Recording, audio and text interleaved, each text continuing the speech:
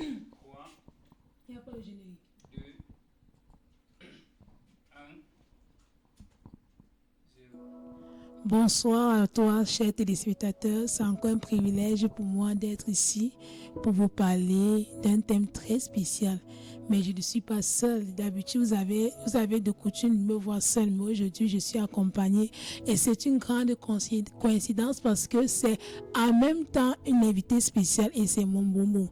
Et je lui donne l'occasion elle-même de se présenter, de vous donner elle-même le prénom qui nous caractérise. Bonsoir. Bonsoir à tout le monde sur le plateau, bonsoir chez public, moi c'est Valérie, comme ma collègue que j'ai retrouvée sur le plateau, Valérie également, enchantée Valérie. Le plaisir est vraiment partagé, vraiment une grande coïncidence. Alors ce soir nous allons parler d'une thématique très spéciale et puis nous allons revenir à la fin sur les awards de la musique chrétienne en Nep. Et n'oublie pas que tu dois t'abonner, tu dois partager, tu dois liker si vraiment cette vidéo t'a plu et t'a béni. Alors le thème de ce soir c'est le jeûne et les réseaux sociaux. Nous savons que le jeune ne peut pas s'en passer de son téléphone. Si tu vois déjà un jeune calme quelque part, c'est qu'il est en train de visualiser Facebook, Twitter, de partager, de rire en fait. Parfois on se pose la question de savoir pourquoi est-ce que celui-ci a l'habitude de rire seul. C'est parce qu'il est en train de regarder une vidéo sur Facebook qui est en train vraiment de le marquer. Mais la question que nous nous posons, c'est de savoir est-ce que réellement en tant que chrétien, nous devons être accros aux réseaux sociaux. Bon, sur cet avis, je pourrais dire que les réseaux sociaux sont éducatifs et c'est également très sensible pour la jeunesse. Lorsque vous prenez les réseaux sociaux du côté positif, peut-être sur la route du christianisme, ça peut vous amener vraiment très loin. Mais si vous vous contentez de ce que les gens versent dehors, elle va aussi vous dérouter. Donc pour moi, les réseaux sociaux, c'est chacun qui donne la valeur à sa page internet. Oui, c'est ça. Ok. Et nous avons remarqué depuis quelques années déjà que les fausses informations circulent sur Facebook. Et parfois, ces informations ces informations aident le public et les poussent à se révolutionner. Qu'est-ce que vous en pensez? Est-ce vrai ou bien c'est juste une rumeur? Est-ce que vous avez été victime? Est-ce que vous avez eu, en vous connectant sur Facebook, vous avez vu des informations fake qui ont réellement heurté votre sensibilité?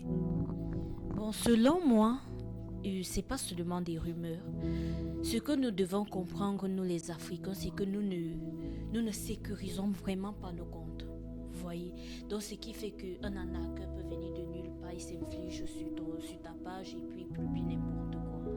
Lorsque ton compte est vraiment sécurisé, il faudrait à ce que la personne ait ton code pour y intégrer ta page.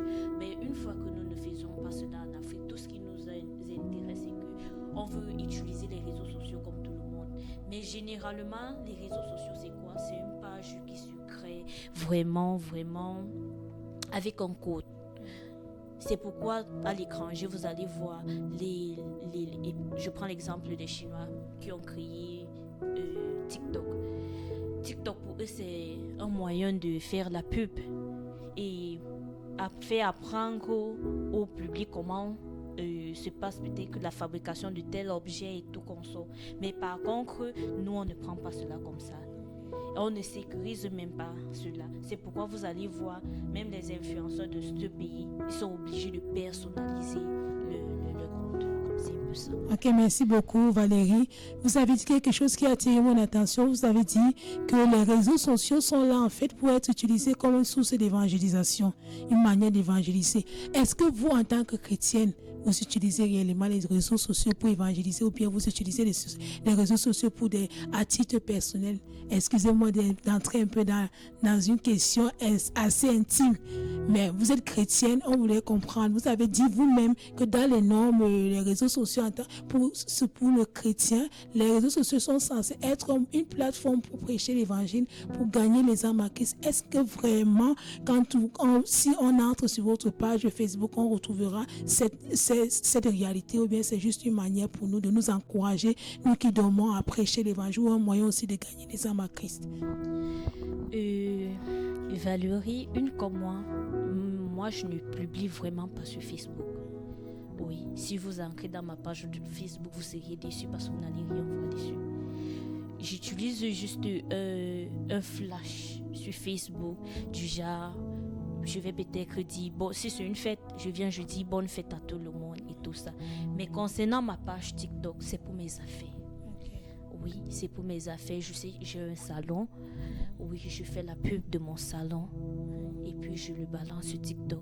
Ce qui fait que lorsque mes abonnés, mes fans vont voir cela, s'ils ont besoin de quelque chose qui repère sur mon salon, ils vont me chercher. Et si c'est le côté du christianisme, vous voyez, lorsque un passage me tient vraiment à cœur, oui, je peux le balancer, je peux le partager avec des gens et la personne qui va aimer va s'intéresser, c'est tout. Ok, merci beaucoup pour cette réponse. Bon, on a souvent tendance à dire que les enfants de nos jours qui font de plus en plus dans la déviance, c'est à cause des réseaux sociaux. Si aujourd'hui tu vas voir une fille qui s'habille de manière vraiment indécente et on va dire que la raison ce sont les réseaux sociaux. Tu vois un enfant qui insulte, qui méprise son parent, on va dire que ce sont les réseaux sociaux. Est-ce que vraiment les réseaux sociaux sont les seules causes, sont vraiment ces éléments-là, ces facteurs-là négatifs qui sont venus dénaturer, qui sont venus dégrader la jeunesse africaine, ou bien c'était nous avions déjà à l'intérieur de nous ces caractères que juste les réseaux sociaux sont venus révéler? Personnellement, moi je dirais non. Non, pourquoi? Parce que chacun développe ce qu'il veut dans sa vie.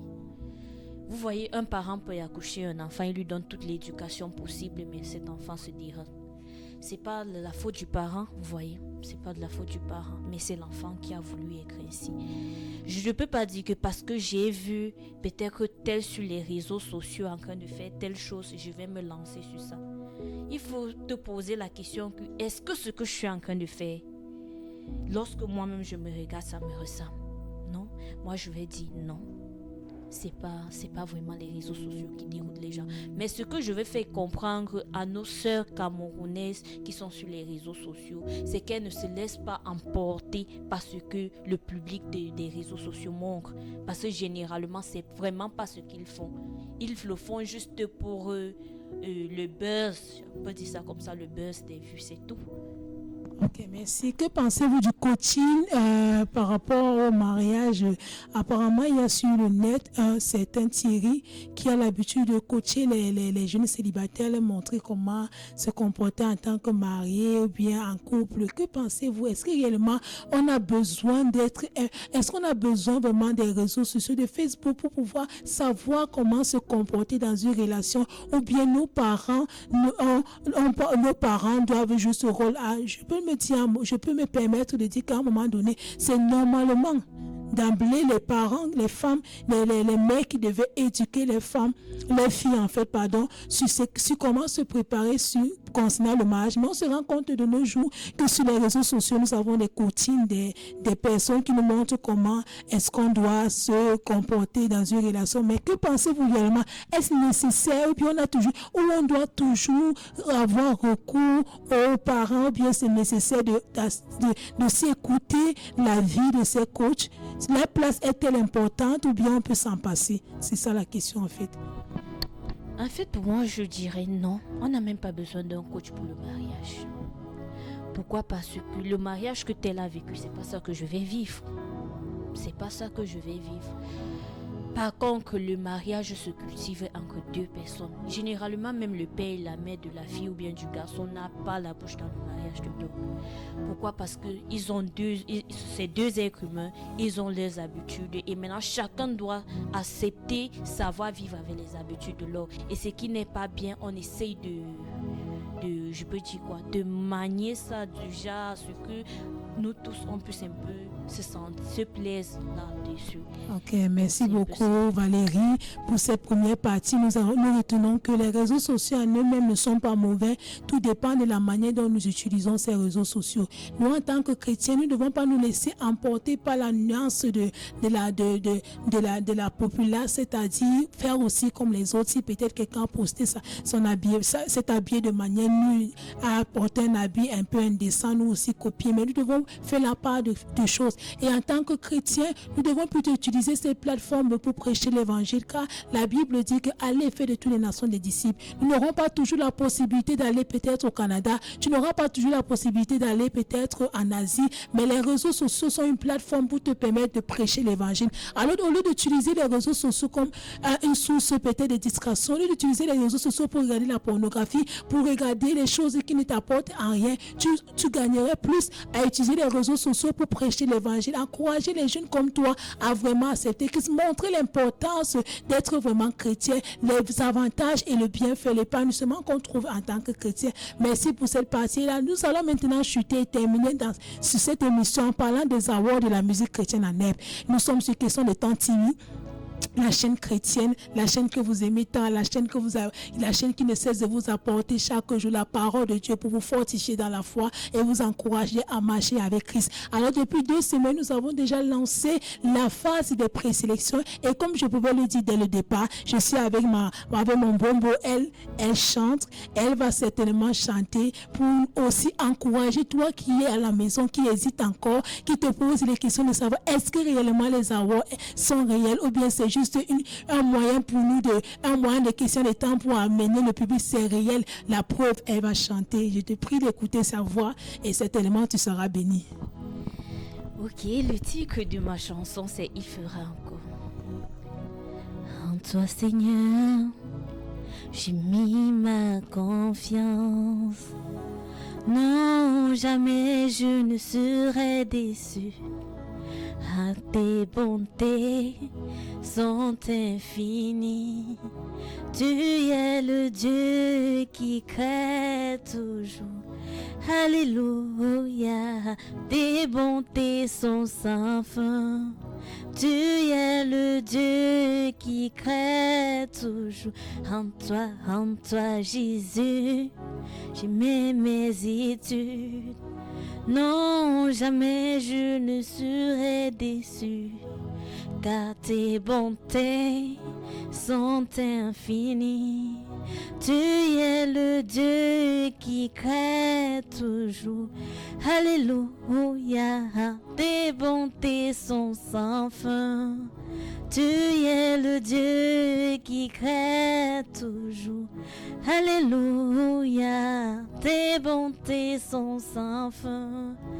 Tu es le Dieu qui crée toujours. En toi, Jésus, je mets ma famille.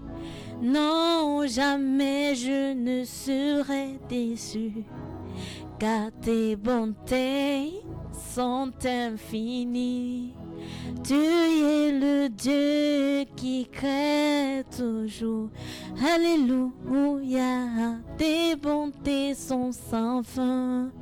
Tu es le Dieu qui crée toujours. Alléluia, tes bontés sont sans fin. Tu es le Dieu qui crée toujours. Alléluia, les bontés de Dieu sont sans fin, que sa parole déclare que les bontés de l'Éternel ne sont pas épuisées, mais se renouvellent chaque matin. Alors toi qui es chanteur, musicien, guitariste, saxophoniste, pianiste, et j'en passe, ceux qui te concernent, que son état TV ouvre pour toi l'occasion de pouvoir t'exprimer, le talent que Dieu t'a donné. Alors ne tarde pas pour y participer. Nos contacts sont au bas de l'écran. Qu'est-ce que tu attends? Dépêche-toi. Nous sommes ici pour promouvoir la musique chrétienne. C'est pourquoi nous organisons les awards de la musique chrétienne en Neb. Merci vraiment Valérie pour ta présence sur le plateau et merci pour ton intervention. Est-ce que tu peux dire au revoir au public? Merci, et à la au revoir à tout le monde et à la Bye bye. prochaine. Là, je vais revenir.